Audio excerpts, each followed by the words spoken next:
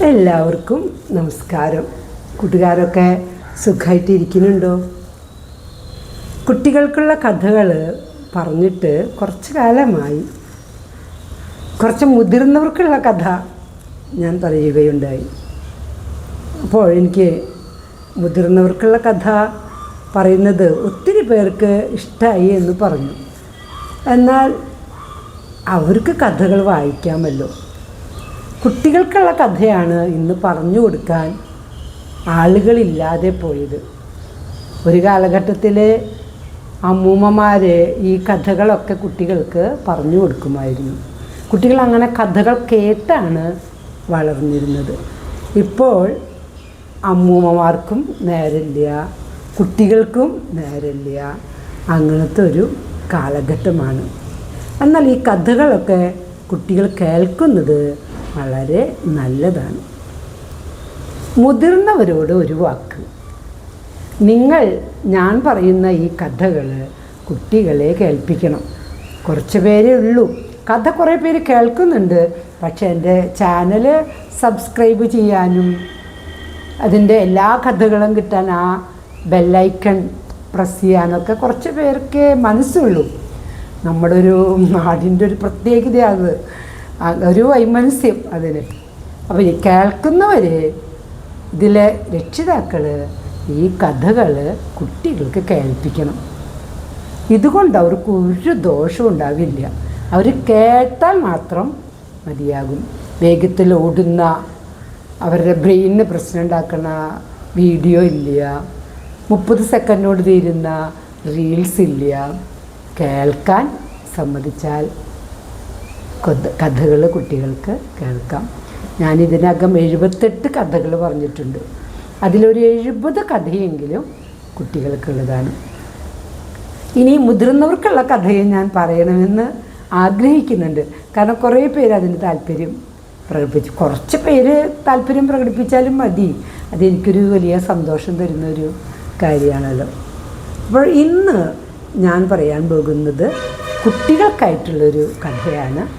ഇതൊരു കഥയല്ല, ഒരു കഥയുണ്ട്, പക്ഷേ ഇതൊരു നോവലാണ്. നോവൽ എന്ന് പറഞ്ഞാൽ എന്താണ്? കുറച്ച് അധ്യായങ്ങളിൽ കൂടെ പോയാലാണ് കഥയാകുക.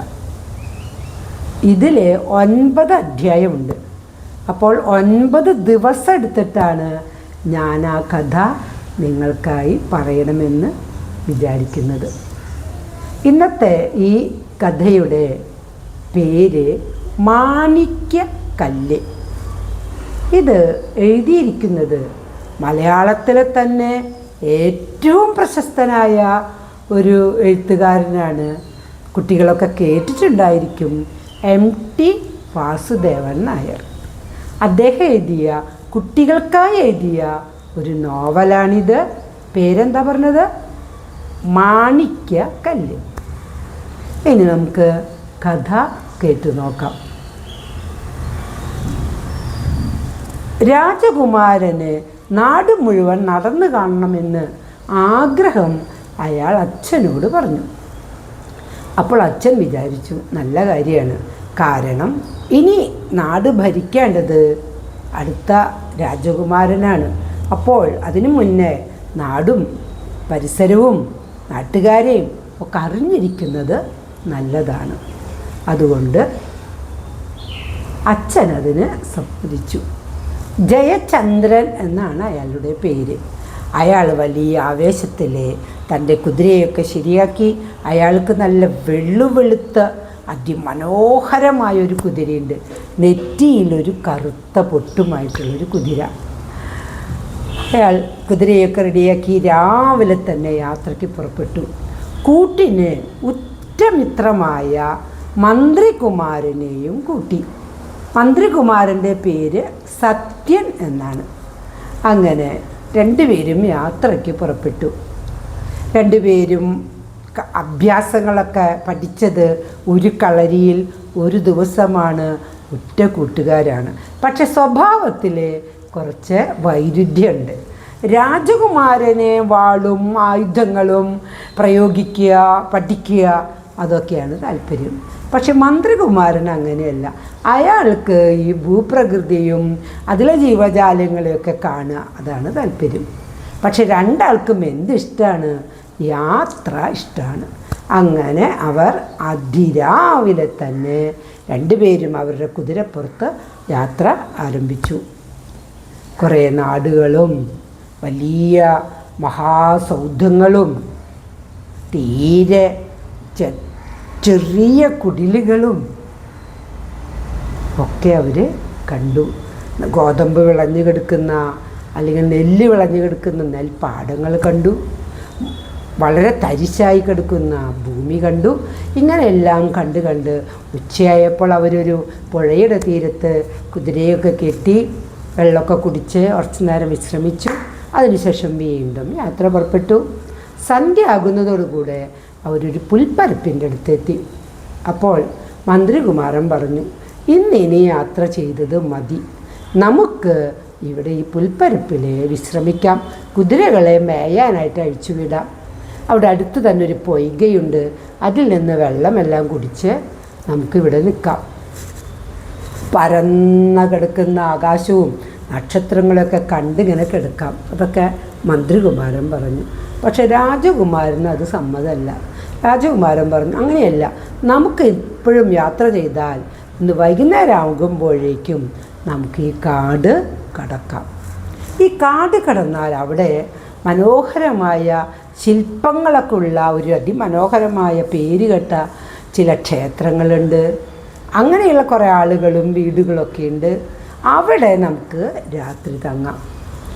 മന്ത്രികുമാരൻ സമ്മതിച്ചു. വീണ്ടും യാത്ര പുറപ്പെട്ടു. കുറച്ച് ദൂരമൊക്കെ പോയപ്പോഴേക്കും ഇരുട്ട് പതുക്കെ കാട് മുഴുവനും പരക്കാൻ തുടങ്ങി. ഒറ്റയടി പാത മാത്രമേ ഉള്ളൂ നടക്കാനായിട്ട്. എന്താ ഒറ്റയടി പാത എന്ന് പറഞ്ഞാൽ, ഒരാൾക്ക് പുറകിൽ വേണം അടുത്ത ആൾ നടക്കാൻ. അത്ര ചെറിയ സ്ഥലത്ത് കൂടെ നടക്കണം.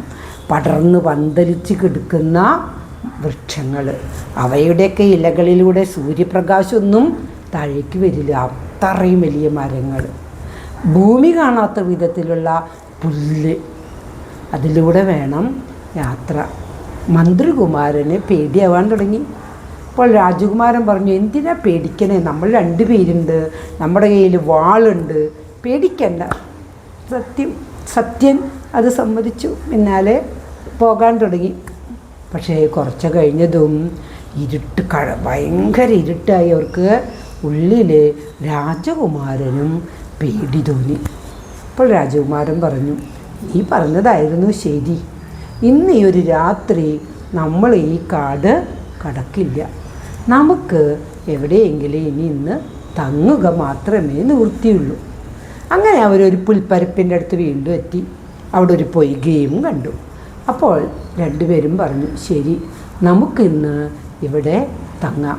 അപ്പം കുറച്ച് നീങ്ങിയിട്ട് ഒരു വലിയ പേരാലുണ്ട്. അപ്പോൾ മന്ത്രികുമാരൻ പറഞ്ഞു, അതെ, ഇനി നമുക്കതേ മാർഗമുള്ളൂ, നമുക്ക് ഈ പേരാലിൻ്റെ മുകളിൽ കയറി കിടക്കാം. പിന്നെ കുതിരകളെ അവിടെ താഴെ കെട്ടുകയും ചെയ്യാം. അപ്പോൾ അവരെല്ലാം പോയി വെള്ളം കുറച്ച് കുടിച്ചു, കൈയും കാലും മുഖമൊക്കെ കഴുകി. ഈ പേരാലിന് ഇങ്ങനെ ഉയർന്നു നിൽക്കണ ഒരു വേരിന്മേ രണ്ട് കുതിരകളെയും കെട്ടി. എന്നിട്ട് ഇവർ ഈ പേരാലിൻ്റെ മുകളിൽ കയറി. അപ്പം ഇങ്ങനെ അതിലിങ്ങനെ കിടക്കാൻ പറ്റിയ പോലത്തെ ഇങ്ങനെ കവിളിയുള്ള ഒരു ഭാഗത്ത് രണ്ടുപേരൊരു സ്ഥലമൊക്കെ കണ്ട് അവിടെ കിടക്കാനൊക്കെ തയ്യാറാക്കി. കാട്ടിൽ നിന്നാണെങ്കിൽ ഭയപ്പെടുത്തുന്ന പോലെയാണ് മൃഗങ്ങളുടെ ഗർജനങ്ങൾ കേൾക്കണം. ശരിക്കും ഉള്ളിൽ രണ്ടാൾക്കും പേടിയായി. രണ്ടുപേരും ഉറങ്ങാൻ തയ്യാറായി. കുറച്ച് കഴിഞ്ഞപ്പോൾ രാജകുമാരന് കിടപ്പ് ശരിയാവണില്ല. രാജകുമാരന് അങ്ങനെ മരത്തിൻ്റെ മുകളിൽ കിടന്നിട്ട് പരിചയമുണ്ടോ? അയാൾ എവിടെ കിടന്ന് ഉറങ്ങണ ആളാണ്? രാജകൊട്ടാരത്തിൽ നല്ല ഗംഭീരമായ മെത്തയിലൊക്കെ കിടന്ന് ഉറങ്ങണ ആളാണ്. അപ്പോൾ രാജകുമാരൻ പറഞ്ഞു, ഞാൻ പെട്ടെന്ന് ഉറങ്ങും, പക്ഷേ ഉറങ്ങി ഞാൻ താഴെ വീണാലോ എന്നാണ് എൻ്റെ പേടി. അപ്പോൾ മന്ത്രികുമാരൻ പറഞ്ഞു, അതിനൊരു വഴിയുണ്ട്. ഇപ്പോൾ അവരുടെ ഉത്തരീയം എന്ന് പറഞ്ഞൊരു തോളിലിടുന്നൊരു മുണ്ടുണ്ട്. ആ ഉത്തരയെടുത്ത് നമ്മുടെ ശരീരവും മരവും തമ്മിൽ കൂട്ടിക്കെട്ടാം. അങ്ങനെ ആയാൽ പിന്നെ താഴേക്ക് വീഴുന്ന പേടിക്കണ്ട. അപ്പോൾ രണ്ടുപേരും അങ്ങനെ ഒക്കെ കെട്ടി അവരെന്ത് ചെയ്തു, എന്നിട്ട് അവിടെ കിടന്നു. ഇരുട്ട് പിന്നെയും ഇങ്ങനെ കൂടി വന്നു. കുറച്ച് കഴിഞ്ഞപ്പോൾ രാജകുമാരൻ വിളിച്ചു ചോദിച്ചു, സത്യൻ ഉറങ്ങിയോ? സത്യൻ പറഞ്ഞു, ഇല്ല. രാജകുമാരൻ പറഞ്ഞു, നാശം, എനിക്കും ഉറക്കം വരുന്നില്ല. പിന്നെയും കുറച്ച് നേരം കഴിഞ്ഞു.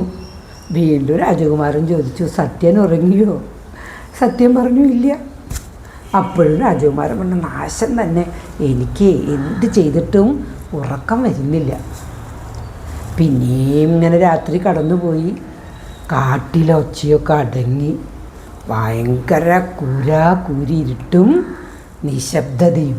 അത് കണ്ടപ്പോൾ അതായപ്പോൾ ഒച്ച ഉള്ളതിനേക്കാൾ ഭയം ഉള്ളിൽ വന്നു. അത്ര നിശബ്ദതയിൽ ഒരു ഇല പോലെ ഇളങ്ങുന്നില്ല. കുറച്ച് നേരം കഴിഞ്ഞപ്പോൾ എവിടെ നിന്നോ ഒരു നക്ഷത്രം ഉദിച്ച പോലെ ഒരു വെളിച്ചം വരുന്നു. അപ്പോൾ വീണ്ടും രാജകുമാരൻ വിളിച്ചു ചോദിച്ചു, സത്യൻ ഉറങ്ങിയോ? എന്തേ എന്ന് ചോദിച്ചു. സത്യൻ ഏകദേശം ഉറക്കമായി തുടങ്ങിയിട്ടുണ്ടായിരുന്നു. നോക്കൂ, ദൂരെ നിന്ന് ഒരു നക്ഷത്രം ഉദിച്ച പോലെ ഒരു വെളിച്ചം കാണുന്നു. അപ്പോൾ സത്യനും എഴുന്നേറ്റു.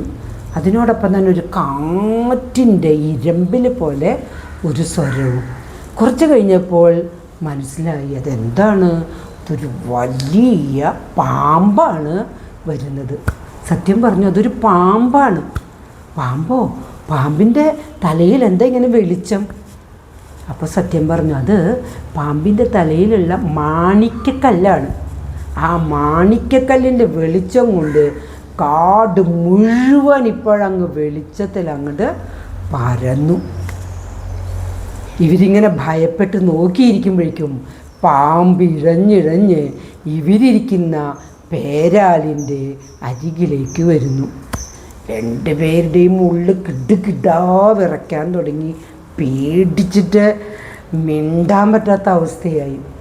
പാമ്പ് ഈ കുതിരകളെ ലക്ഷ്യം വെച്ച് വരുന്നത് പോലെ ഇങ്ങനെ വരാൻ തുടങ്ങി.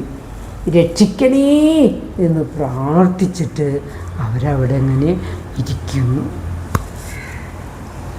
ഒന്നാമത്തെ അധ്യായം ഇവിടെ തീർന്നിട്ടുണ്ട്. ബാക്കി അടുത്ത ആഴ്ച ഞാൻ പറഞ്ഞു തരാം.